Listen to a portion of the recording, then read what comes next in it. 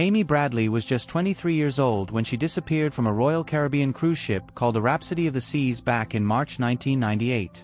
It's hard to believe someone could just vanish from a big cruise ship full of people, but that's exactly what happened. Even after all these years and a new Netflix documentary, there are still so many questions that don't make sense. On the night Amy disappeared, she was having fun with her brother Brad at the ship's disco. They stayed out late, dancing and hanging out until around 3 a.m. Brad went out to the upper deck for about half an hour, then came back to their room. Amy came back a few minutes later, and they spent some time on the balcony together. Brad went to bed, but Amy stayed outside. Her dad, Ron, woke up around 5:30 a.m. and saw Amy was still there with the door closed. But by 6 a.m., Amy was gone. Her shirt was left on a chair inside, and her shoes were still on the balcony. Her cigarettes weren't there either. Ron thought she might have gone to get coffee before the ship docked, so he looked around but couldn't find her. When Amy's parents asked the ship staff to make an announcement to find her, they were told no. The staff said it would bother other passengers. The ship had just docked, and people were getting ready to leave. The family asked the crew to keep the gangway closed until Amy was found, but again, they refused. The cruise director said they wouldn't stop the whole cruise just because one person was missing. This made the family feel like the ship didn't care about Amy at all. The crew did a search called a Charlie drill, where all the crew members looked through their assigned areas. But Brad said the search wasn't very thorough. They checked public places and restrooms but didn't search all the passenger or crew cabins. The captain told the family Amy wasn't on the ship anymore and assumed she had fallen overboard. Local police and the Coast Guard joined the search, but they said the currents around the island were strong enough that if Amy had fallen in, her body would have washed ashore. But no body was ever found. The FBI got involved 2 days later, but by then, the family's cabin had already been cleaned. This was a big problem because any evidence that might have been there was gone. Without physical evidence, the investigation had to rely on what people said they saw or heard, which made things much harder.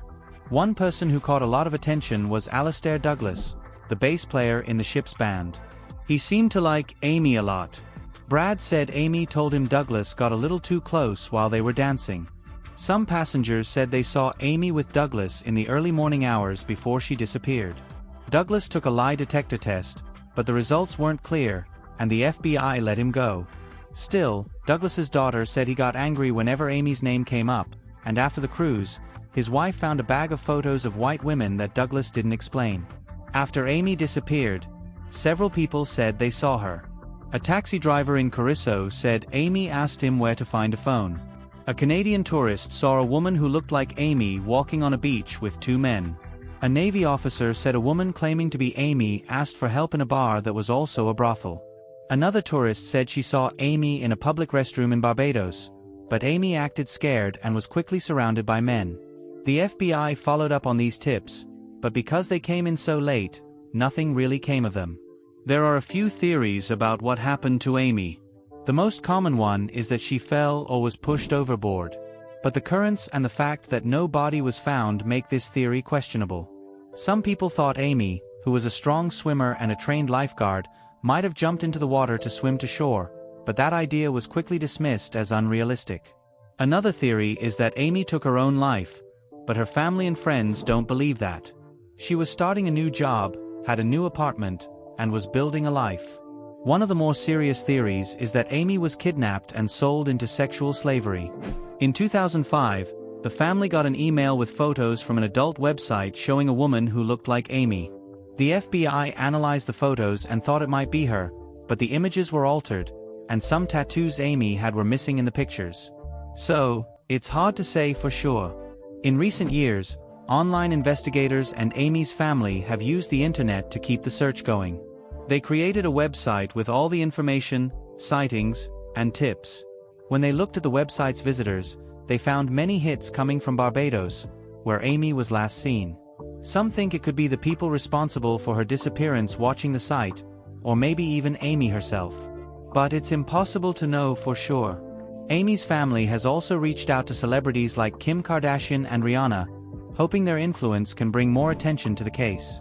Since the Netflix documentary aired, the family says they've gotten new tips, but nothing has led to finding Amy yet. What really doesn't make sense is how the ship handled everything. Why didn't they make an announcement right away? Why did they open the gangway so passengers could leave before Amy was found? Why was the family's cabin cleaned before the FBI arrived? These questions make people wonder if the crew was hiding something or if they just didn't care. The investigation had many problems. Important people, like Douglas's brother who shared a cabin with him, were never questioned. The FBI's slow response and the way the case was handled have been criticized by Amy's family and others. These mistakes left many questions unanswered and made the case even harder to solve.